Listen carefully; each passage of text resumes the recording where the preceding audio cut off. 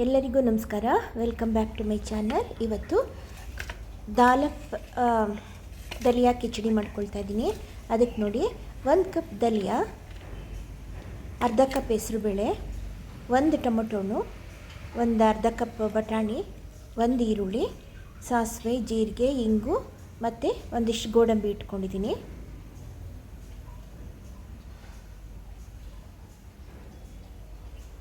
ಇದಿಷ್ಟು ಮತ್ತು ಪಾಲಕ್ ಇಲ್ಲಿ ನಾನು ತೋರಿಸೋದು ಮರ್ತುಬಿಟ್ಟಿದ್ದೀನಿ, ಆಮೇಲೆ ಹಾಕುವಾಗ ತೋರಿಸ್ತೀನಿ ನೋಡಿ. ಇವಾಗ ಈ ಹೆಸರುಬೇಳೆನ ಹುರಿದಿಟ್ಕೊಂಡಿದ್ದೀನಿ. ಆ ಎರಡೂ ಈಗ ದಲಿಯಾನ ತೊಳೆದಿಟ್ಕೊಂಡಿದ್ದೀನಿ. ಆ ಎರಡೂ ಕುಕ್ಕರ್ಗೆ ಹಾಕಿ, ಈಗ 1 ಕಪ್ ದಲಿಯಾ ಇದೆ, ಅರ್ಧ ಕಪ್ ಹೆಸರುಬೇಳೆ ಇದೆ. ಇದಕ್ಕೆ 4ರಿಂದ 5 ಕಪ್ ನೀರು ಇದೇ ಕಪ್ಪಲ್ಲಿ ಹಾಕ್ಬಿಟ್ಟು, ಉಪ್ಪು ಹಾಕ್ಬಿಟ್ಟು ಬೇಯಕ್ಕಿಡ್ತೀನಿ. ಈಗ 1-2 ವಿಷಲ್ ಕೂಗಿಸಿದ್ರೆ ಬೇಕಾದಷ್ಟು.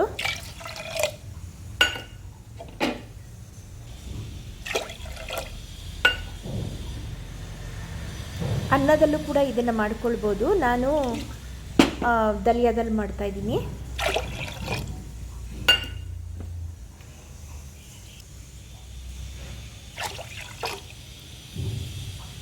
ನೋಡಿ, 4 ಕಪ್ ಹಾಕ್ತೆ ನಾನು. ಇವಾಗ ಉಪ್ಪು ಹಾಕ್ಬಿಟ್ಟು ಚೆನ್ನಾಗಿ ಒಂದು ಸಲ ತಿರುಗಿಬಿಟ್ಟು ಕುಕ್ಕರ್ ಲಿಡ್ ಮುಚ್ಚಿಬಿಟ್ಟು 2 ವಿಷಲ್ ಕೂಗಿಸ್ಕೊಳ್ಳೋಣ.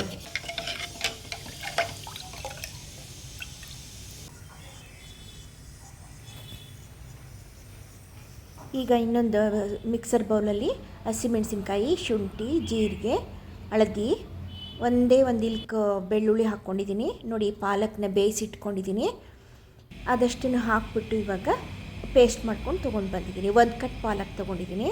ಬೇಕಂದರೆ ಜಾಸ್ತಿನೂ ಹಾಕ್ಕೊಳ್ಬೋದು. ಈಗ ಒಂದು ಬಾಣಲಿ ಇಟ್ಕೊಳ್ಳೋಣ. ಕುಕ್ಕರ್ ವಿಷಲ್ ಕೂಗಾಯಿತು. ತುಪ್ಪ ಮತ್ತು ಎಣ್ಣೆ, 2 ಸ್ಪೂನ್ ತುಪ್ಪ, 2 ಸ್ಪೂನ್ ಎಣ್ಣೆ ಹಾಕ್ಕೊಂಡಿದ್ದೀನಿ. ಸಾಸಿವೆ, ಜೀರಿಗೆ ಹಾಕ್ಕೊಂಡಿದ್ದೀನಿ. ಗೋಡಂಬಿನೂ ಹಾಕ್ಕೊಂಡು ಅದನ್ನು ಕಟ್ಕೊಳ್ಳೋಣ ಈಚೆಗೆ.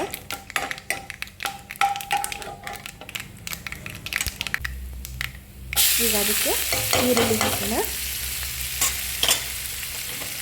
ಈರುಳ್ಳಿ 1-2 ನಿಮಿಷ ಬಾಡಿಸ್ಕೊಳ್ಳೋಣ ಅಲ್ಲೇ.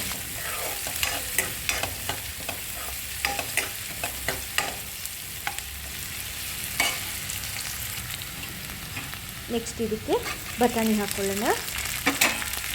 ಇದು ಫ್ರೋಝನ್ ಬಟಾಣಿ ಆಗಿರೋದ್ರಿಂದ ಡೈರೆಕ್ಟಾಗಿ ಹಾಕ್ಕೊಳ್ತಾ ಇದ್ದೀನಿ.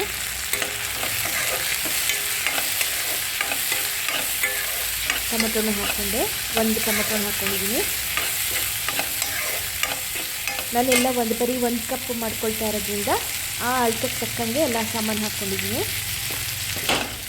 ಉಪ್ಪು ಹಾಕ್ಕೊಂಡೆ ಒಂಚೂರು ಮೆತ್ತಗಾಗಿ ಟೊಮೊಟೊನು ಅಂತ. ಈಗ ನೆಕ್ಸ್ಟ್ ಇದಕ್ಕೆ ರುಬ್ಬಿಟ್ಕೊಂಡಿದ್ವಲ್ಲ ಪಾಲಕ್ಕು, ಹಸಿಮೆಣಸಿನ್ಕಾಯಿ ಪೇಸ್ಟು, ಅದನ್ನು ಹಾಕ್ಕೊಂಡೆ. ಇವಾಗ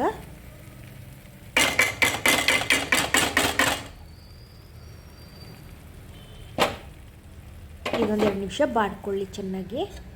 ನೋಡಿ, ಈ ಕಡೆ ಅನ್ನ ಕೂಡ ಆಗಿದೆ. ಅನ್ನ ಅಂದರೆ ದಲಿಯಾ ಮತ್ತು ಬೇಳೆ ಎರಡು ತುಂಬ ಚೆನ್ನಾಗಿ ಬೆಂದ್ಕೊಂಡಿದೆ. ನೋಡಿ, ಈ ಥರನೇ ಬೇಯಬೇಕದು ಕಿಚಡಿ ಅಂದರೆ.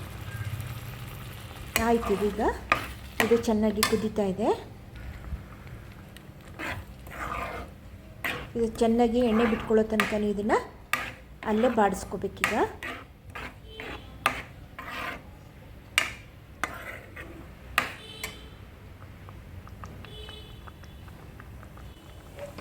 ನೋಡಿ, ಆಯ್ತಾ ಬಂತು. ಈಗ ಬೇಯಿಸಿಟ್ಕೊಂಡಿದ್ವಲ್ಲ ದಲಿಯಾ ಮತ್ತು ಬೇಳೆ, ತೊಗರಿ ಬೇಳೆ, ಹೆಸರು ಬೇಳೆ, ಅದನ್ನು ಇದಕ್ಕೆ ಹಾಕ್ಕೊಳ್ತಾ ಇದ್ದೀನಿ.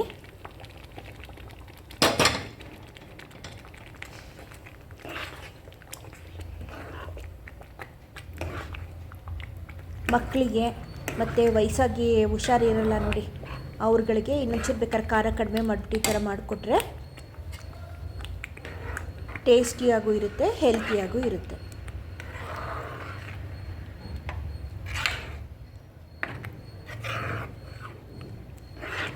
ಆಯ್ತಿದು.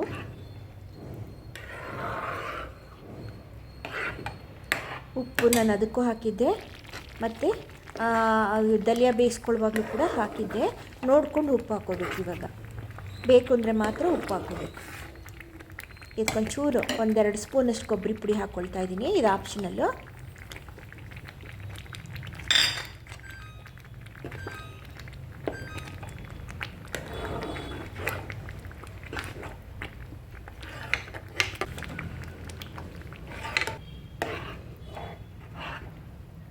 ಆಯ್ತಿದು.